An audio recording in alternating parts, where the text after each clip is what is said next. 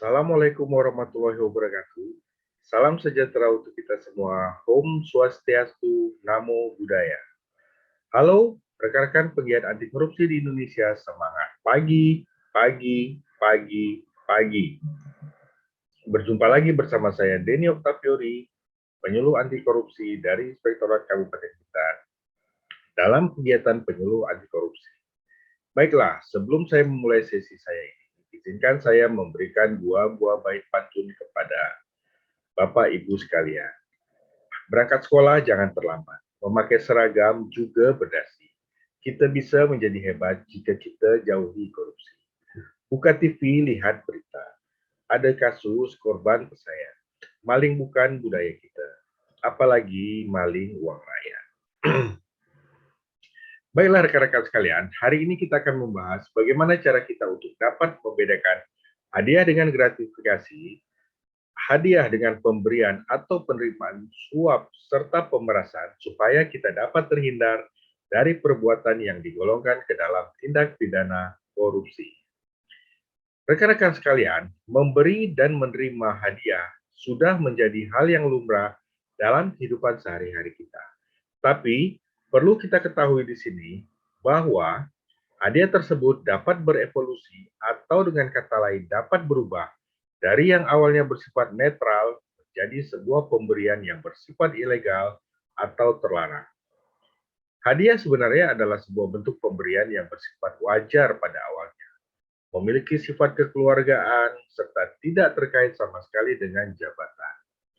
Namun, seiring perjalanan waktu, perlu dicatat, jika hadiah tersebut diterima oleh penyelenggara negara atau pegawai negeri, maka hadiah itu bisa kita golongkan sebagai gratifikasi. Sekarang, mari kita lihat bersama-sama apa itu yang dimaksud dengan gratifikasi. Gratifikasi itu sendiri adalah pemberian hadiah dalam bentuk apapun dengan maksud tertentu yang meliputi pemberian uang tambahan atau fee, hadiah uang, barang, rabat atau diskon, kemudian komisi pinjaman tanpa bunga, tiket perjalanan, dan sebagainya dengan harapan adanya timbal balik dari si penerima. Rekan-rekan sekalian, gratifikasi ini dapat dianggap ilegal jika yang diterima oleh penyelenggara negara atau pegawai negeri sipil berhubungan dengan jabatan dan berlawanan dengan tugasnya. Gratifikasi ini sering dianggap sebagai sebuah durian runtuh bagi sebagian orang karena datangnya tiba-tiba dan tanpa diminta.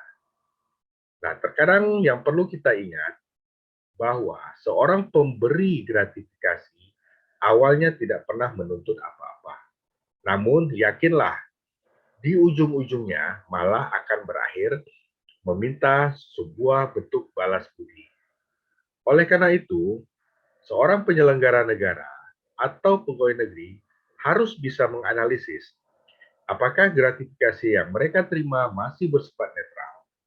Namun, jika sifatnya transaksional serta memiliki tujuan agar penerima melakukan sesuatu sesuai dengan kehendak pemberi, maka hal ini bisa disebut dengan praktek suap. Bentuk pemberiannya bisa berupa hadiah atau bahkan berupa janji. Nah, rekan-rekan semua, sekarang mari kita lihat kembali apa itu definisi suap. Suap sendiri adalah pemberian atau janji pemberian sesuatu kepada pejabat negara atau pemerintah untuk melakukan sesuatu yang seharusnya tidak dilakukan atau tidak melakukan sesuatu yang seharusnya dilakukan.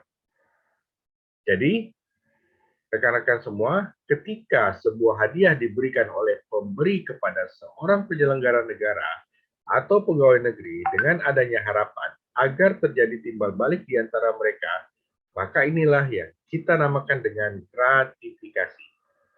Namun, ketika hadiah tersebut sudah bersifat transaksional, serta memiliki tujuan agar si penerima melakukan sesuatu sesuai dengan kehendak sang pemberi, maka hal ini disebut dengan praktik suap. Nah, sampai di sini teman-teman bisa kan membedakan antara gratifikasi dan suap menyuap? Oke, baiklah. Nah, selanjutnya, bagaimana dengan pemerasan?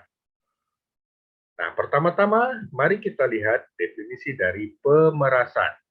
Nah, pemerasan adalah memaksa orang lain melakukan sesuatu untuk kepentingan pribadi. Dan pemerasan ini terjadi jika penyelenggara negara atau pegawai negeri menyalahgunakan kekuasaannya dengan cara memaksa atau meminta sesuatu kepada masyarakat sebagai pengguna layanan publik atau meminta kepada pengusaha, bahkan dengan tidak segan-segannya meminta kepada rekan kerjanya sendiri. Nah, pemerasan ini merupakan inisiatif permintaan dan paksaan yang berasal dari pegawai negeri atau penyelenggara negara.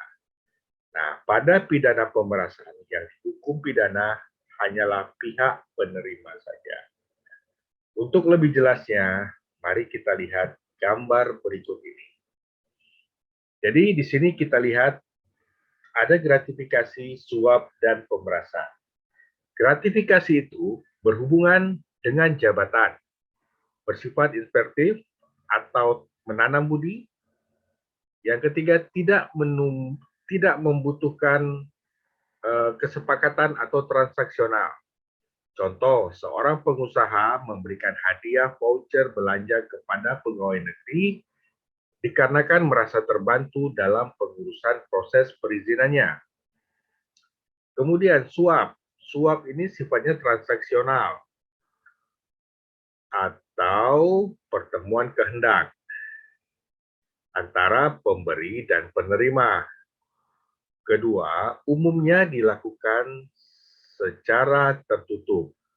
Contoh, pengusaha menyuap pejabat pemerintah untuk mendapatkan proyek pekerjaan di instansi yang dipimpin oleh sang pejabat. Kemudian pemerasan. Nah, pemerasan ini adanya permintaan sepihak dari pejabat atau penerima. Yang kedua, bersifat memaksa. Yang ketiga, penyalahgunaan kekuasaan. Contohnya, seorang pejabat memaksa calon peserta tender untuk memberikan sejumlah uang dengan ancaman jika tidak memberikan akan digugurkan dalam proses pelelangan.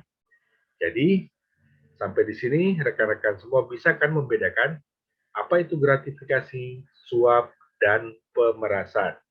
Baiklah rekan-rekan, sampai di sini rekan-rekan sekalian bisa kan membedakan antara ketiganya, apa itu gratifikasi, suap, dan pemerasan.